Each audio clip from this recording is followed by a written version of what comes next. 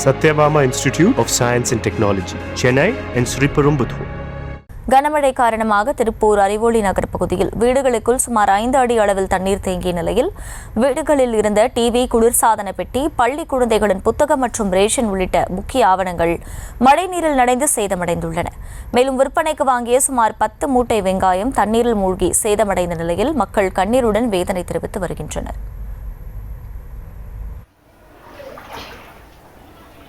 எவ்வளோக்கு ஸ்டாக் வச்சுருந்தீங்க? 10 மூட்டை வரைக்கும் இருந்துச்சு. அவ்வளோ வெறும் பையன் மட்டும்தான் இருக்கு. என்ன பண்ணுறதுன்னே தெரியல.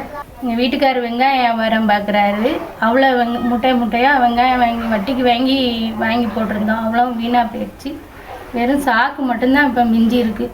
நாங்கள் யார்கிட்ட போய் சார் வட்டிக்கு வாங்கி போட முடியும்? எங்களுக்கு யாரும் இல்லை,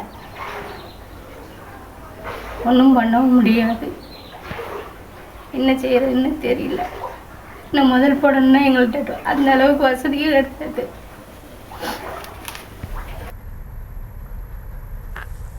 விவரங்களை செய்தியாளர் பூபதி வழங்க கேட்கலாம். பூபதி, வணக்கம். முழு விவரங்கள். வணக்கம் அகிலா. அதாவது நேற்று இரவு முதல் பெய்த கனமழையின் காரணமாக திருப்பூர் மாநகர் பகுதி பல்வேறு இடங்களில் மழை பாதிப்பு ஏற்பட்டுள்ளது. குறிப்பாக அறிவொளி நகர் பகுதியில் அந்த பகுதி முழுவதுமே சுமார் 3000 குடும்பங்கள் பாதிக்கும் அளவிற்கு அந்த அறிவொளி நகர் பகுதி மற்றும் ஜிஎன் கார்டன் உள்ளிட்ட பகுதிகளில் முழுமையாக 5 அடி அளவிற்கு மழைநீர் தேங்கியுள்ள சூழ்நிலையில் தற்போது மாநகராட்சி அதிகாரிகள் அந்த மழை நீரை வெளியேற்றும் பணியில் ஈடுபட்டு வருகின்றனர். குறிப்பாக அந்த பகுதியில் வசிக்கக்கூடிய அந்த மக்கள் அதாவது பிரதானமாக பயன்படுத்தக்கூடிய உணவுப் பொருட்கள் ஆகட்டும், டிவி, ஃப்ரிட்ஜ் மற்றும் அத்தியாவசிய பொருட்கள் அனைத்துமே மழை நீரில் அடித்துச் செல்லப்பட்டுள்ளது. குறிப்பாக பள்ளிகளுக்கு, அதாவது இன்று தேர்வு நடைபெற்று வரும் இந்த காலம் என்பதால் இந்த நிலையில் அவர்கள் படிக்கக்கூடிய அந்த பள்ளி புத்தகங்களும் மழை நீரில் அடித்துச் செல்லப்பட்டுள்ளது. ஒரு சில புத்தகங்கள் நனைந்தவாறு முடிந்தளவு அந்த புத்தகங்களை அவர்கள் சேமித்து வைத்துள்ளனர். இது மட்டும் இல்லாமல் இந்த பகுதியில் இருக்கக்கூடிய அதாவது வியாபாரத்திற்காக வைக்கப்பட்டுள்ள வெங்காயம் உள்ளிட்ட பல்வேறு பொருட்களும் மழை நீரில் அடித்துச் செல்லப்பட்டுள்ளது.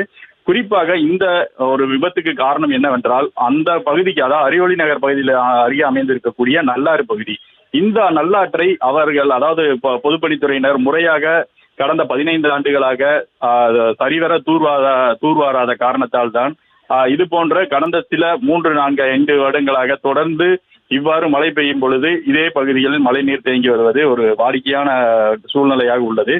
அதிகாரிகள் சம்பந்தப்பட்ட நேரங்களுக்கு பார்வையிட்டு செல்வதோடு சரி, மற்ற நேரங்களில் அதிகாரிகள் பகுதிக்கு வருவதில்லை என அப்பகுதி மக்களும் குற்றம் சாட்டி வருகின்றனர்.